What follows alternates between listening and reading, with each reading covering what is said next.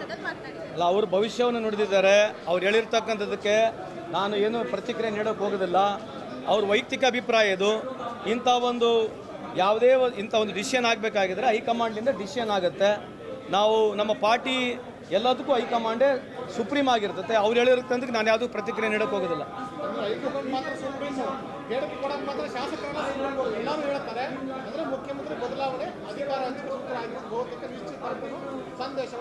ಅಲ್ಲ, ಅವ್ರವ್ರ ವೈಯಕ್ತಿಕ ಅಭಿಪ್ರಾಯ ಹೇಳ್ತಿರ್ಬೋದು. ಅದ್ರ ಬಗ್ಗೆ ನಾನು ಏನು ಟೀಕೆ ಮಾತಾಡಕ್ಕೆ ಹೋಗೋದಿಲ್ಲ.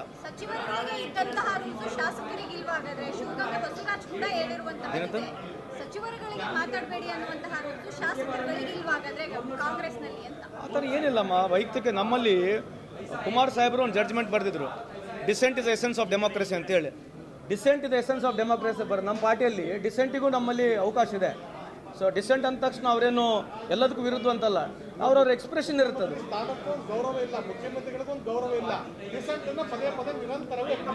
ಅಲ್ಲ ರೀ, ಈಗ ಅವ್ರವ್ರ ಅಭಿಪ್ರಾಯನ ಹೇಳಿದ್ದಾರೆ. ಈಗ ಕೆಲವು 140 ಶಾಸಕರಲ್ಲಿ 2-3 ಶಾಸಕರನ್ನ ಕನ್ಸಿಡರ್, ಎಲ್ಲ 140 ಕನ್ಸಿಡರ್ ಆಗೋದಿಲ್ಲ. We have got almost 140 people, 140 MLAs we have got. 2-3 ಸಹಜವಾಗಿ ಮಾತನಾಡಿರ್ತಕ್ಕಂಥ it doesn't represent that all 140 people are speaking against ಅಲ್ಲ. ಅವರು ಜವಾಬ್ದಾರಿಯಾಗಿದ್ದಾರೆ ಶಾಸಕರುಗಳಿಗೆ. ನೀವು ಮಾತ್ರ ಪಕ್ಷದ ಶಿಸ್ತು ನಿಯಮಗಳಿಗೆ ಅಲ್ಲ, ಲಾಸ್ಟಿಗೆ ಎಲ್ಲರೂ ಪಕ್ಷದ ನಿಯಮಗಳಿಗೆ ಶಿಸ್ತುಬದ್ಧಕ್ಕೆ ಬರ್ತಾರೆ. ಕೆಲವು ಸಂದರ್ಭದಲ್ಲಿ ಅವ್ರು ಕೆಲವು ಮಾತನಾಡಿರ್ತಾರೆ.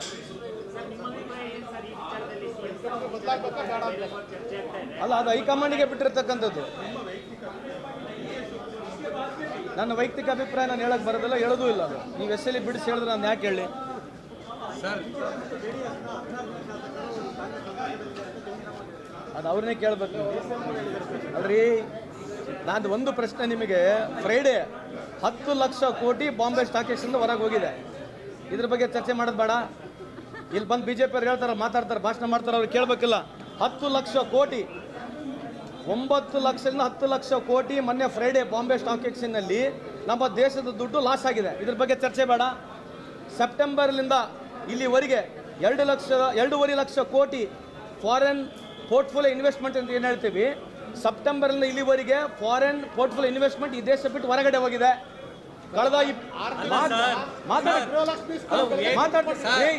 ಮಾತಾಡ್ತೀನಿ ಸರ್, ಕೇಳ್ರಿ.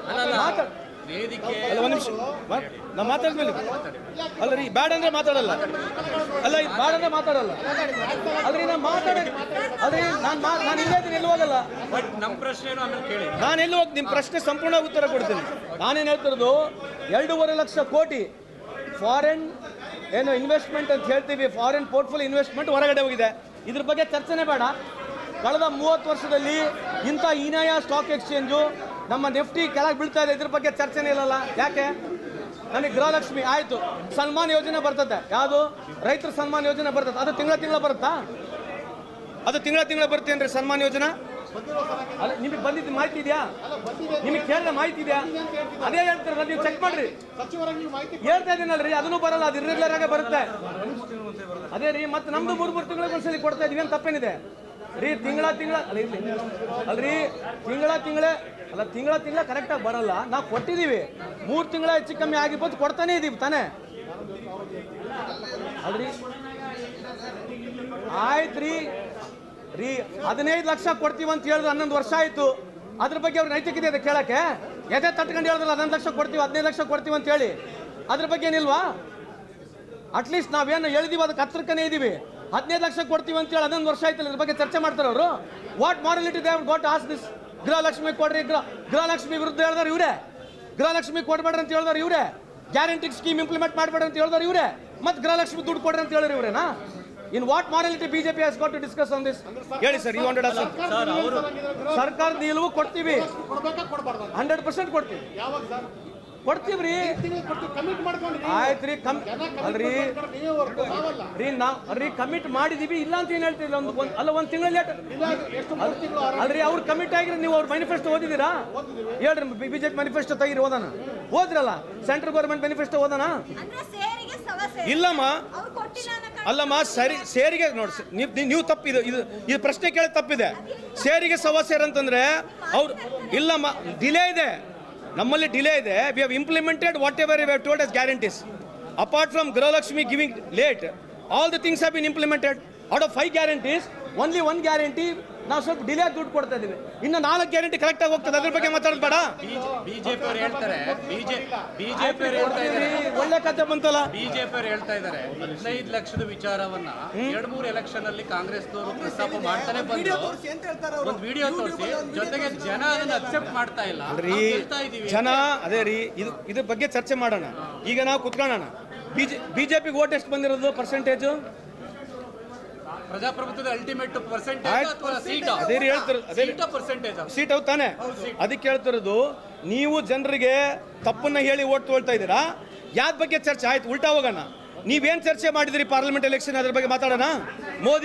ಮೋದಿಯವರು ಚರ್ಚೆ ಮಾಡಿರ್ತಕ್ಕಂಥದ್ದು ಪಾರ್ಲಿಮೆಂಟ್ ಎಲೆಕ್ಷನ್ ವಿಡಿಯೋಗಳು ನೋಡೋಣ. ಮೊನ್ನೆ ಹೇಳ್ತಾ ಇದ್ರು 70 ವರ್ಷದ ಯಾರು ಮೇಲಿದ್ದಾರೆ ಅವ್ರಿಗೆ ನಿಮ್ಮ ಮಗ ನಾನು, ಇವರೇ 74 ವರ್ಷ. ಮೋದಿ ಸಾಹೇಬರು 74 ವರ್ಷ, ಇವ್ರು 70 ವರ್ಷದ ಮೇಲಿರ್ತಕ್ಕಂಥವ್ರಿಗೆ ನಾನು ನಿಮ್ಮ ಮಗನಾಗಿ ಅಂತ ಹೇಳ್ತಾರೆ. ಇವೆಲ್ಲ ಒಪ್ತೀರೇನ್ರಿ? 70 ವರ್ಷದವ್ರಿಗೆ ಇವ್ರು 74 ವರ್ಷ ಮೋದಿ ಸಾಹೇಬರು, ಇವರು ನಾನು ನಿನ್ನ ಮಗ ಆಗಿ ನಿಮ್ಮ ಮಗ ಆಗಿ ಈ ಥರದ ಭಾಷಣಗಳು ನೀವು ತೋರಿಸಿ ಓಟ್ ತೊಗೊಂಡಿದ್ರೆ ಇನ್ನೇನು ಮಾಡೋಣ? ಜನ ಅವ್ರು ನಂಬ್ತಾರೆ, ನಿಮ್ ನಂಬ್ತಿಲ್ವಲ್ಲ? ಜನ ನಂಬ್ತಾರೆ ಟಿವಿಗಳಿಗೆ, ಟಿವಿನಾಗ ತೋರ್ಸೋದು ಬಿಡ್ರಿ ಹೇಳ್ತೀವಿ ನಾವು. ಟಿವಿಗಳ ಮೇಲೆ ಹಾಕೋದು ನಾವು, ಯಾಕೆ ಹಾಕೋದಿಲ್ಲ? ನನ್ನ ಅಭಿಪ್ರಾಯ ನೋಡ್ರಿ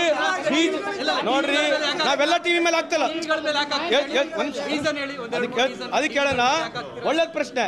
ಕಳೆದ 6 ತಿಂಗಳಿಂದ ಟಿವಿ ಫ್ರೇಮ್ ತೆಗಿಸ್ರಿ, ನೀವು ಕುಂದ್ರೋಣ, ಎದ್ರ ಬಗ್ಗೆ ಚರ್ಚೆ ಮಾಡೋಣ.